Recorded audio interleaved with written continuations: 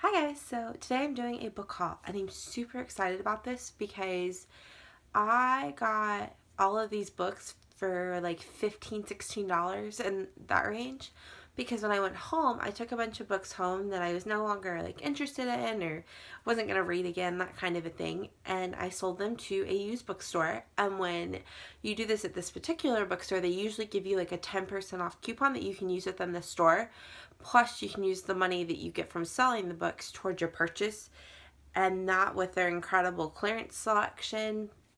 So, the first book I have is The Hopeless Romantic's Handbook by Gemma Towley. And essentially, from what I know on the synopsis, this is about a girl who's a hopeless romantic and is dreaming of her Prince Charming or her knight in shining armor. And when she finally finds him, she finds out that maybe he's not the one for her, and that somebody else is who's meant to be. This is supposed to be really funny. The next one is going to be The Friendship Test by Elizabeth Noble. And this is essentially about a group of either 3 or 4 friends who have had this outline this friendship test, and they've never had to use it. And 20 years later, one of their friends is in crisis mode, and it brings the 4 of them back together, and it puts their friendship test to the ultimate test. The next book I picked up was Burial Rites by Hannah Kent, and I first heard about this book on either Mercedes or Peruse Project's channel. I will put both of them in the links down below so you can go check them out. And I believe this is about the last criminal justice system execution in Iceland.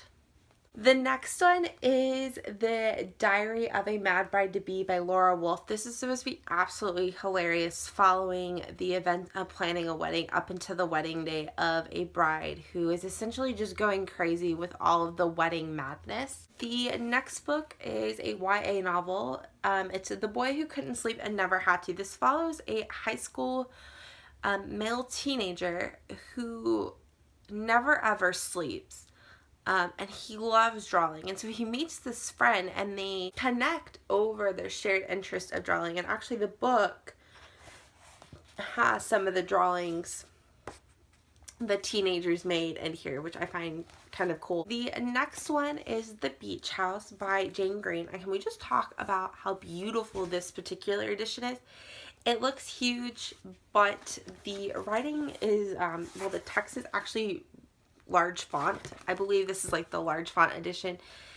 It is really cheap and I really like the cover, but I've been meaning to pick up something by this author, and I believe this is her best-selling novel, and it's essentially about a older woman who is widowed, and her family is pretty much moved on and moved away, and so now she has this empty beach house, and so she decides she's going to rent rooms to various guests. And her house becomes lively again, and she starts connecting with people and building those familiar relationships. And so I'm interested to read this one.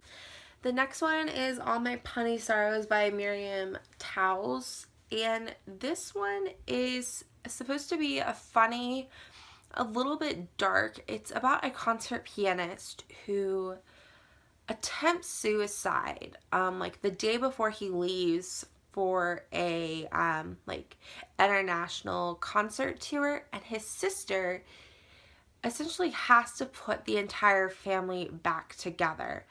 And again, this edition is probably much prettier than it's showing up on camera. The text is actually in gold, and purple's my favorite color, so it's my favorite color, so love that. Purple is. The next one is A Cocktail for Three by Madeline Wickham. For those of you who don't know, this is Sophie Kinsella. She also writes as Madeline Wickham. I'm not quite sure about the differences and why she has decided to do 2 stage names. I think Sophie Kinsella is her actual author's name. I think Madeline Wickham is just one of her pseudonyms. So anyways, I'm excited about this. Sophie Kinsella and Madeline Wickham are just hilarious, funny, chick lit, nothing too deep novelists, so I'm excited about that one. The next one is Mr. Sebastian and the Negro Magician by Daniel Wallace. Now this is by the author who wrote Big Fish, which was turned into a major motion picture. This one follows a guy named Henry, who at one point was a world-class magician, but now he is, I believe, in like a Chinese like acrobatics circusy group. Well, one day he goes missing. So the I believe this is in the 50s or the 60s, but anyways, the story chronicles a guy who goes around and basically finds out about the Negro magician's life, and he's telling this guy's tale, and I believe he's also trying to figure out what happened to him and how he disappeared. The Death of Bees by Louise Gornall. I don't really know how else to describe it. Marlene and her little sister Nellie are on their own.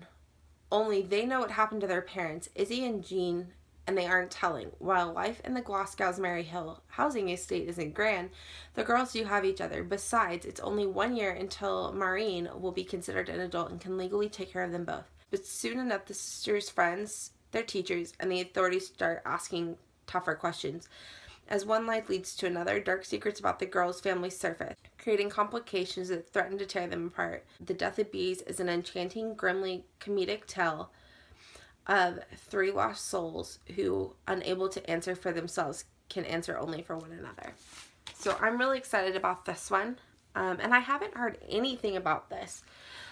This is one that I was just browsing and got super excited over when I was like reading the inside flap. The next one I picked up is Wendy Westerstein's Elements of Style. This follows 4 different, very diverse people who work for a magazine. I believe it's like a style magazine, and it follows them through their life. And essentially, I guess, like a tragedy occurs, and they kind of realize that not everything's as it seems. I'm not completely sure. But I'd heard something about this, and it said national bestseller, so hopefully I like it. If not, like, I didn't really spend money on it because it was clearanced for $1, and I had, like, several, like, I think it was, like, $25 worth of credit for this store, so I was really excited. The next one is What's a Ghoul to Do by Victoria Laurie. I actually bought this one at Christmas. It was at Barnes & Noble's, like 50% off or something like that. So I got it for like $3 or $4. And this is a cozy mystery about a ghost hunter, and this is the first in the Ghost Hunter mystery series, so I'm excited about that one. Anyways, I'll say like the lighting and the background, I'm still trying to figure out how to film in this room. I'm only here until like August anyways. Like I think our lease ends like July 31st.